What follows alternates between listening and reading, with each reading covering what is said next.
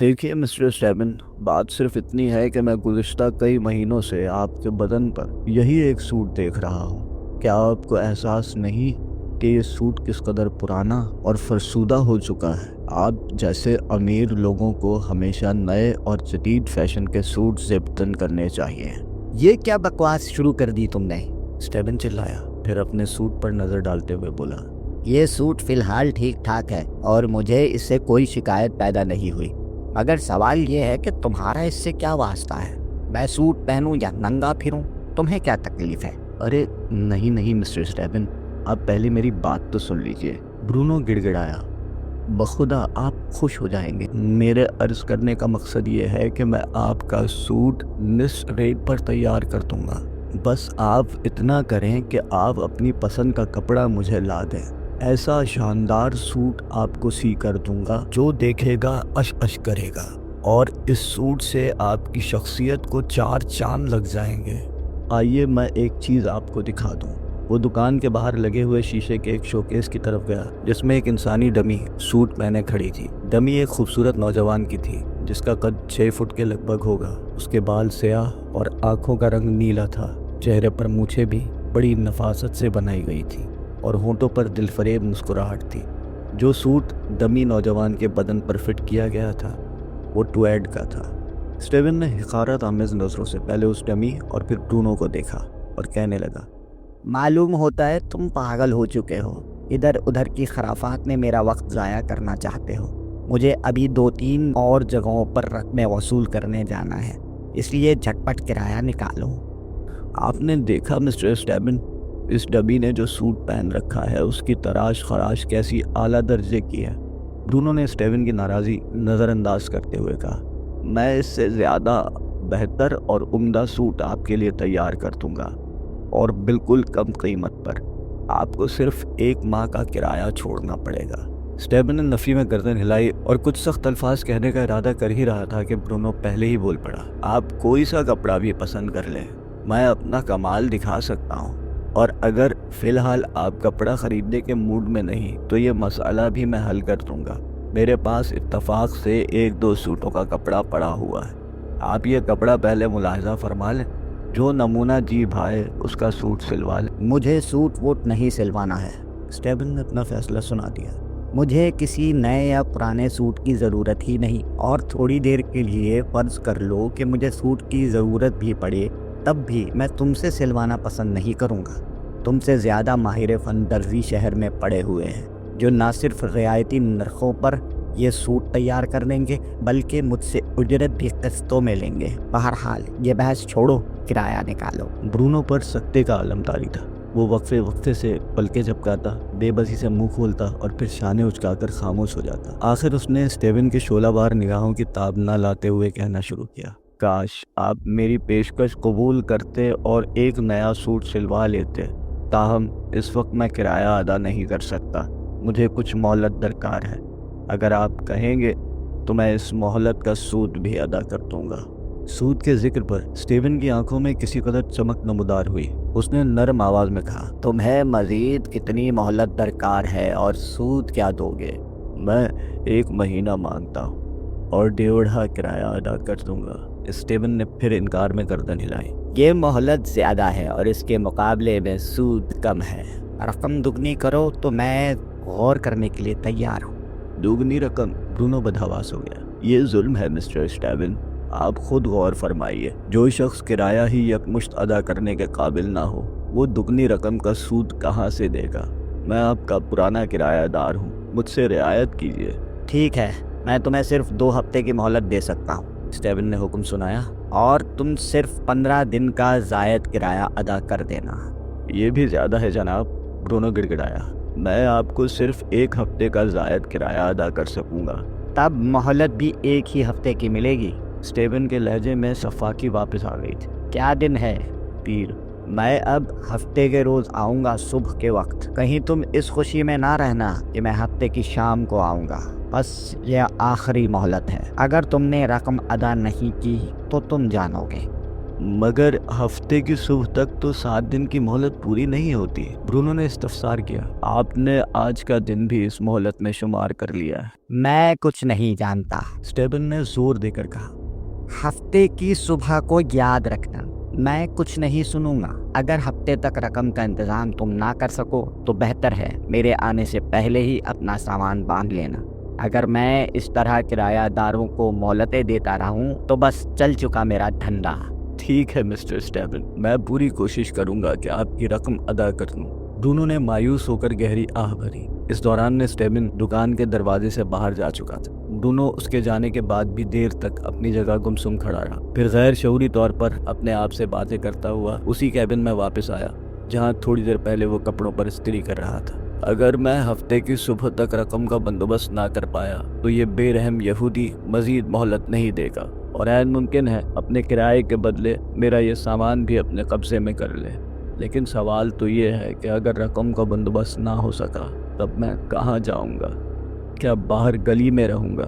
मैं अकेला होता तो कुछ परवाह ना थी, मगर मेरी बीवी भी तो है। क्या हम मियाँ बीवी अब इस काबिल हैं कि फुटपाथों पर गुजर बसर करें? ये सोचते सोचते ब्रूनो की आंखें भर आईं और उसकी खुद कलामी लरजने लगी।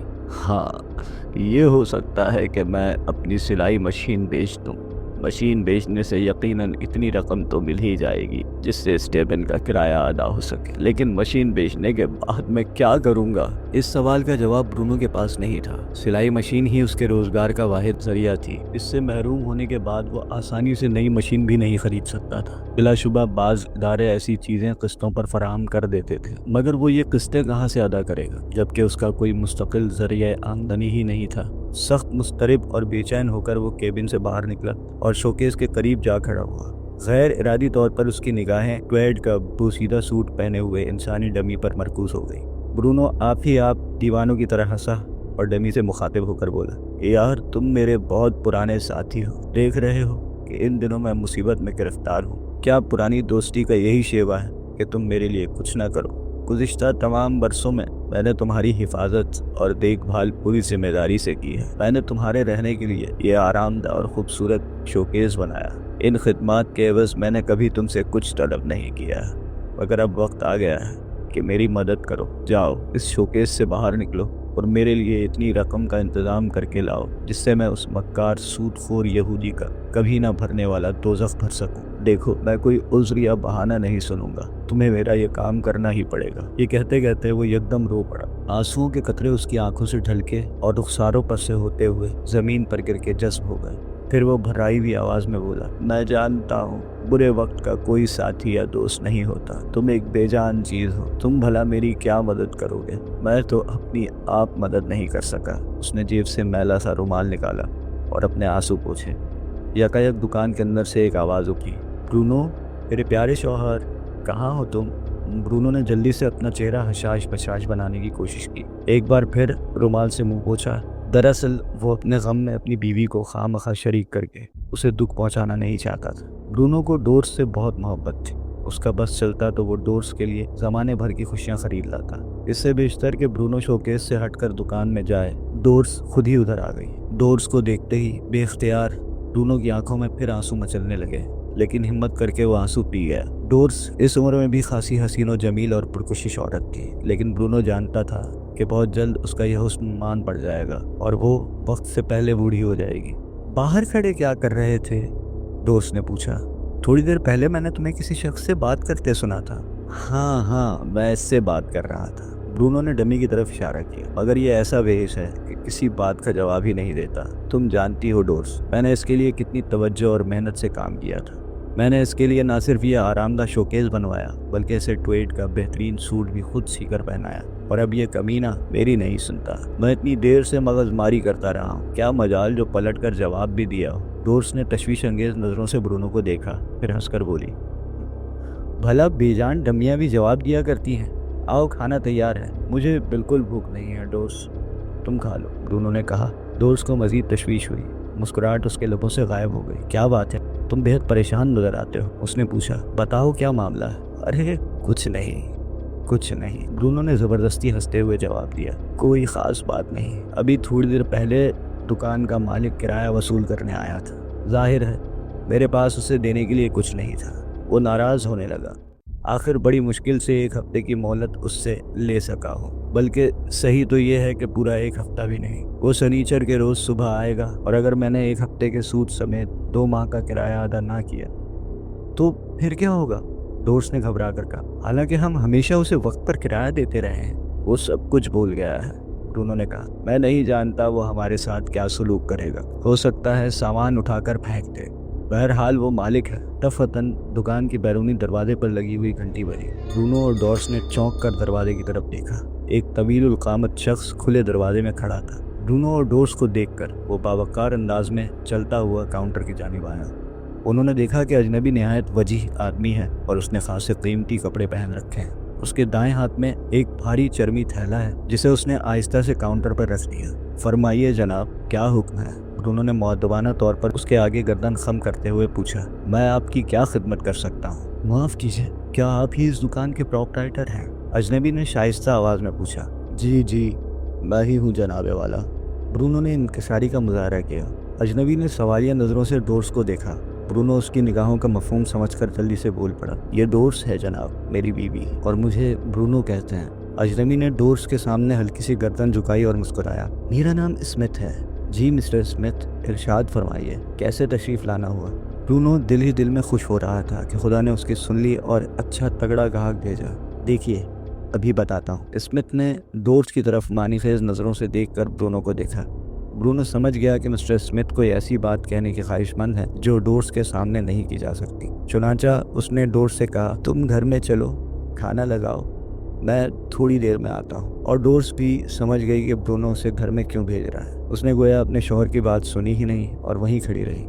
इस मरतबा ब्रूनो ने ज़रा सख्ती से कहा, डोर्स, तुमने सुना नहीं? मैं कह रहा हूँ बड़ी सख्त भूख लग रही है, जाओ खाना निकालो, मैं चंद मिनट में आता हूँ। डोर्स ये कहते कहते रुक गई कि अभी तो तुम्हें भूख नहीं थी और अब एकदम सख्त भूख लग गई है। दोनों पर नापसंदीदगी की निगाहें डालते हुए डोर्स वहाँ से दुकान के अकबी हिस्से में चली गई। उसके जाने के बाद ब्रूनो ने इत्मीनान का सांस लिया और मिस्टर स्मिथ से कहा, अब आप बिला तकल्लुफ़ कहिए, क्या काम है? मिस्टर स्मिथ ने ज़बान खोलने से पहले 1-2 लम्हे तामुल किया। गालिबन उसे मुनासिब अल्फाज नहीं मिल रहे थे। आखिर उसने खनकार कर गला साफ करते हुए कहा, मुझे मालूम हुआ है कि तुम एक माहिर फ़न दर्जी हो और हर किस्म का लिबास गाहक की फरमाइश और पैमाइश के मुताबिक सी सकते हो।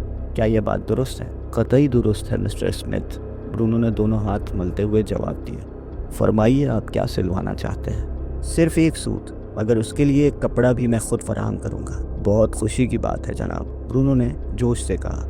अगर आपने अभी कपड़ा ख़रीदा नहीं तो मैं चंद अच्छे नमूने आपको। नहीं, कपड़ा मेरे पास है, मैंने ख़रीद लिया है, स्मिथ ने जल्दी से कहा। बहुत कीमती कपड़ा है और दोबारा इसका मिलना मुहाल होगा। बहुत खूब, ब्रूनो ने कहा।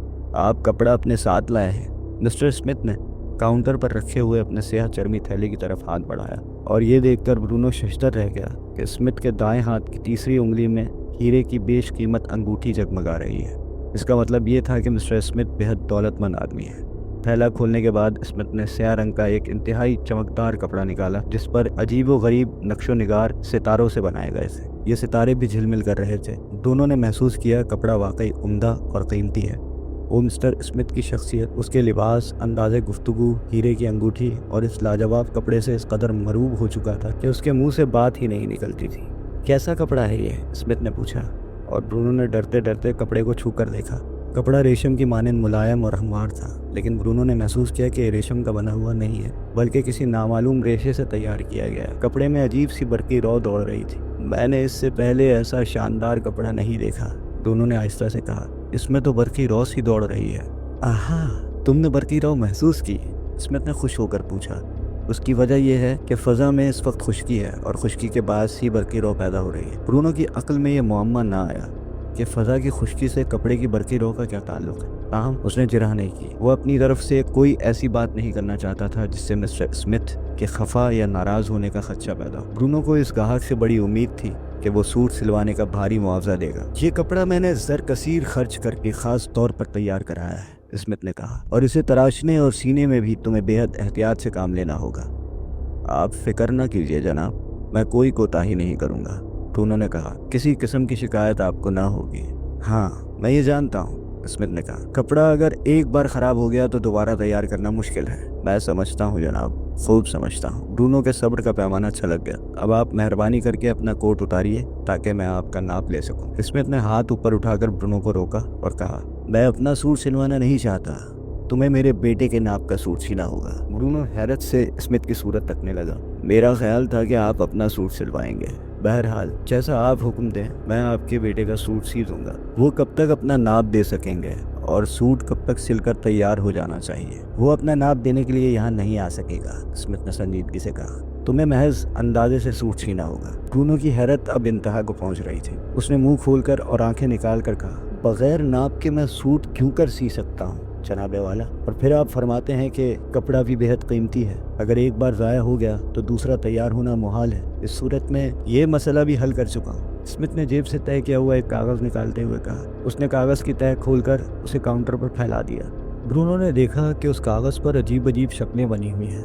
बाज़ टेढ़े मेढ़े खतूत हैं जो एक दूसरे को कता करते हैं। कहीं दायरे बने हुए हैं, कहीं जाविये और कहीं कहीं मुसल्लस हैं। फिर किसी नामालूम ज़बान के बेशुमार हुरूफ हैं जो उस कागज़ पर बारीक कलम से स्याह चमकीली रोशनाई के साथ तहरीर किए गए हैं। मैंने अपने बेटे के बदन का नाप इस कागज़ पर दर्ज कर रखा है, स्मिथ ने कहा। मैं तुम्हें अभी समझाए देता हूँ। ब्रूनो ने कुछ ना समझते हुए भी इस बात में गर्दन हिला दी। स्मिथ की आवाज़ उसके कान में आ रही थी। कागज़ पर दर्ज हिदायत के ऐन मुताबिक तुम्हें सूट तैयार करना होगा। सिलाई का सारा काम बटन तक तुम अपने हाथ से करोगे। याद रखो, एक बखिया भी मशीन का ना हो, ये मशीन का काम ही नहीं। खबरदार, मैं फिर वाज़ेह किए देता हूँ कि सारा सूट बटनों समेत हाथ की सिलाई से तैयार होना चाहिए। क्या तुम वादा करते हो कि सिलाई की मशीन इस्तेमाल ना करोगे? मगर जनाब, हाथ की सिलाई आपको बहुत महंगी पड़ेगी, ब्रूनो ने कहा। मशीन के ज़रिए काम जल्दी भी हो जाता है और इसमें नफासत भी होती है। ठीक है, मैं जानता हूँ, स्मिथ ने मुस्तरिब होकर कहा। लेकिन ये सूट तुम अपने हाथ से सियोगे, मशीन से हरगिज़ नहीं। जहाँ तक सिलाई की उजरत का सवाल है, जो कहोगे मैं बखुशी अदा कर दूंगा। बताओ क्या लोगे? ब्रूनो सख्त मखमसे में गिरफ्तार हो गया। वो सारा काम मशीन ही की मदद से करता था। पूरा सूट हाथ से सीने का कभी इत्तफाक ही नहीं हुआ था। क्या उजरत बताई जाए? क्या ख्याल है, 200 पाउंड की रकम कबूल कर लोगे? ब्रूनो गश खाते खाते बचा। उसने खुद को संभालने की पूरी कोशिश की, लेकिन फिर भी मुंह हैरत से खुल ही गया। 200 पाउंड जनाब? हाँ, 200 पाउंड, स्मिथ ने कहा। अगर ये उजरत कम है तो मज़ीद 50 पाउंड ले लो, ये खासी माकूल रकम है। ब्रूनो को अपने कानों पर धोखा होने लगा। कहीं वो सुहाना सपना तो नहीं देख रहा, लेकिन नहीं, ये सुहाना सपना हरगिज़ नहीं था। खुदा ने ब्रूनो की मुश्किल आसान कर दी थी और मिस्टर स्मिथ की सूरत में एक फरिश्ता ब्रूनो की मदद के लिए भेज दिया था। ब्रूनो का बस नहीं चलता था, वरना वो इस एहसान के एवज़ मिस्टर स्मिथ के पाँव छूम लेता। हाँ भाई, तो क्या फ़ैसला है तुम्हारा? 250 पाउंड मुआवजा मुनासिब रहेगा या मैं किसी और दर्जी के पास जाऊं? मैं आपका बेहद ममनून हूं जनाब, दोनों ने भराई हुई आवाज़ में कहा। ये मुआवजा मेरी तवक्को से बहुत ज़्यादा है। बस तो फिर तय हो गया, स्मिथ ने खुश होकर कहा। ज़रा मेहनत से काम करना और अब मेरी हिदायत गौर से सुनो जिनके तहत तुम्हें ये सूट सीना है। फरमाइए, मैं पूरी तवज्जो से सुन रहा हूँ, ब्रूनो ने कहा। आपको ये वीडियो कैसी लगी? हमें अपनी राय से आगाह ज़रूर कीजिए। अगर आपको ये वीडियो पसंद आई है तो इसे लाइक करें, अपने दोस्तों के साथ शेयर करें और हमारे चैनल को सब्सक्राइब करें ताकि हमें मोटिवेशन मिलती रहे। शुक्रिया।